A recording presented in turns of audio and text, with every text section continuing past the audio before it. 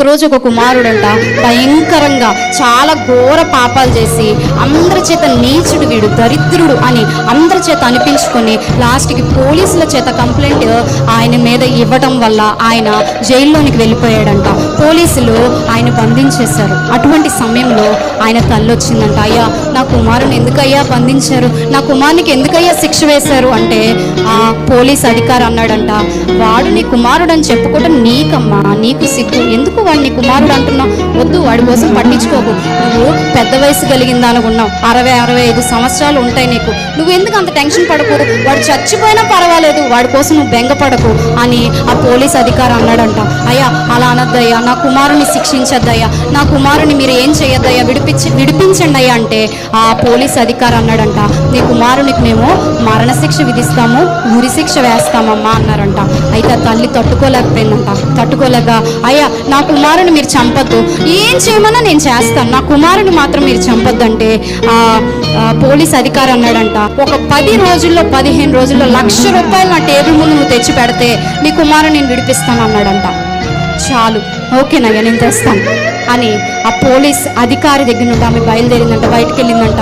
అక్కడ ఒక కాంట్రాక్ట్ పని అవుతుందంట. అయ్యా నాకు ఇందులో ఒక చిన్న పని మీరు అప్పగిస్తారా, ఒక చిన్న పని ఇస్తారా అని అడిగిందంట. అయితే వారు అన్నారంట, నువ్వు చేయలేవమ్మా, ఇవి బరువుగా ఉంటాయి, ఇవి తట్టెలు మోయాలి, ఏంటి రాళ్లతో ఉన్న తట్టెలు మోయాలి.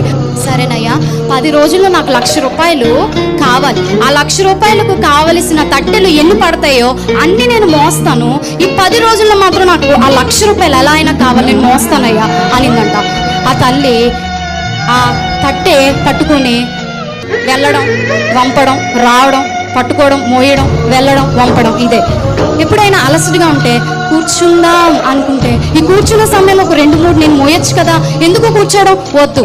దాహం వేసినప్పుడు ఈ నీళ్లు తాగే సమయంలో ఒక్కటైనా నేను మోస్తాను కదా, వద్దు అని చెప్పి రక్తం కక్కుకుంటా ఆ 10 రోజులు ఆ తల్లి ఆ బరువైన ఆ రాళ్లను మోస్తూ ఆ 10 రోజులు ₹1,00,000 సంపాదించి ఆ అధికారి దగ్గరికి వెళ్ళి, అయ్యా ఇదిగో ₹1,00,000 నా కొడుకును విడిపించండి అని అడిగిందంట.